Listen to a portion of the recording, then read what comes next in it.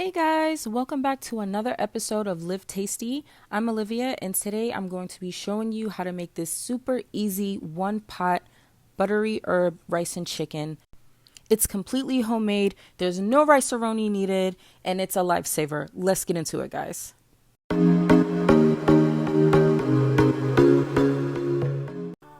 First things first, you know how I do. I like to have all of my ingredients already prepped and ready. So we have our rice, our seasoning, some butter, some fresh chopped garlic and onion, and for the herbs, I'm going to be using dried herbs. Next, I have some chicken thighs. These are boneless, and they're already seasoned with salt and pepper and garlic powder because I meal prep a lot for my family, so I already had some in the freezer that was already cleaned and seasoned, so I'm just gonna add my chicken bouillon to it now. These things are so tricky to open up sometimes, like to find the little red line is hard. But anywho, please excuse my hand if you see some like blue coloring on it. It's just food coloring. I am a full-time baker, so yeah. Now we're just going in with some garlic powder.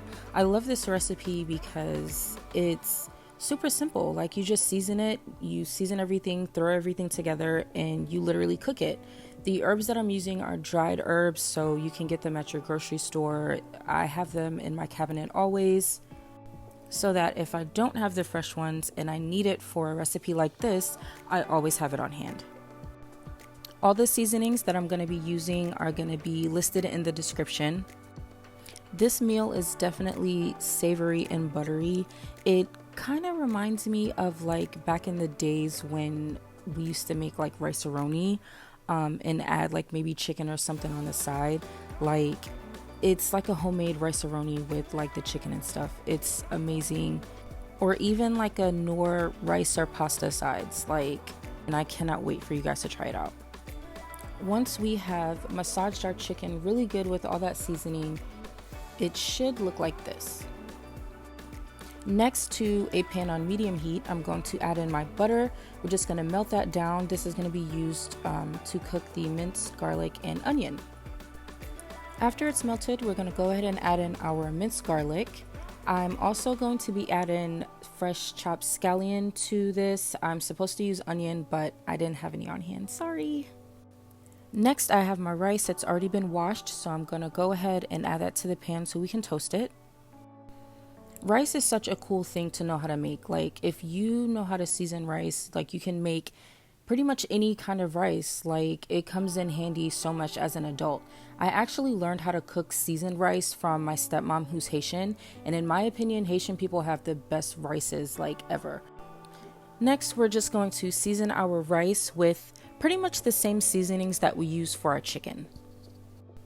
So with rice, when you toast it with butter and seasoning and herbs, it basically builds flavor in your rice. Also, if you are using fresh herbs like fresh parsley and rosemary and thyme, I want to add that you want to use less than you would if you had dried. Fresh herbs have like a higher potency, so you definitely have to use less. And the last thing I'm going to add is bay leaves. We did not add this to the chicken, but we're just going to put it as our final ingredient. And we're just going to give that a good stir and get ready to add in our liquid. Normally, I would use chicken stock, but I don't have any on hand, so it is okay to use water, especially since we use some chicken flavored seasoning. I'm already loving the color of this rice. Like, you can tell it has a natural, like, nice color already. Now we're just gonna add in our chicken thighs right on top.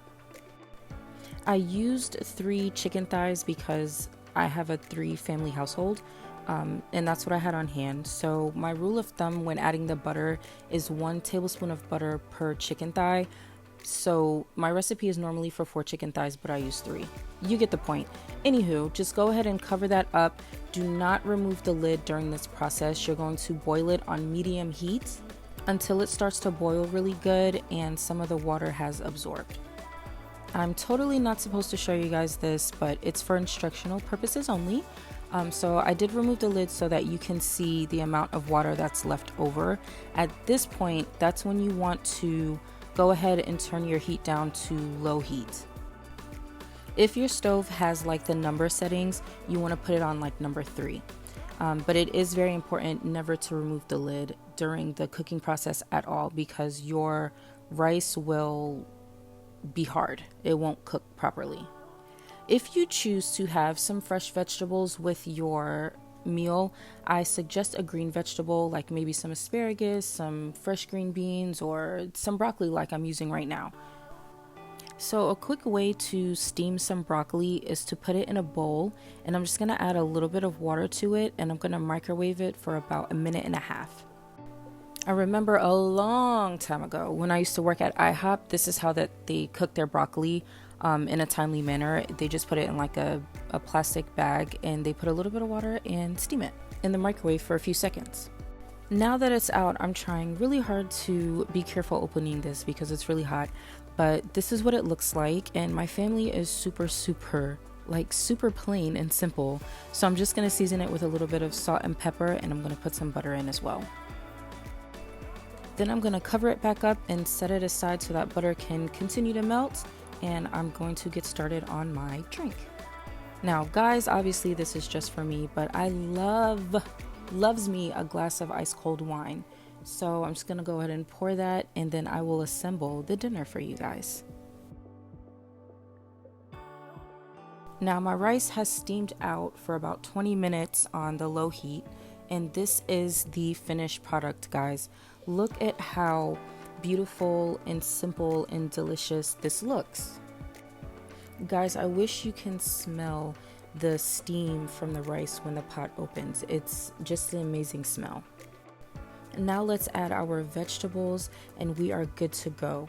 I really hope that you guys enjoyed this video. I hope you learned something. If you did, please do not forget to give me a like and subscribe to my channel so YouTube can notify you whenever I post delicious recipes like this. Thank you so much for watching. I'll see you guys next time.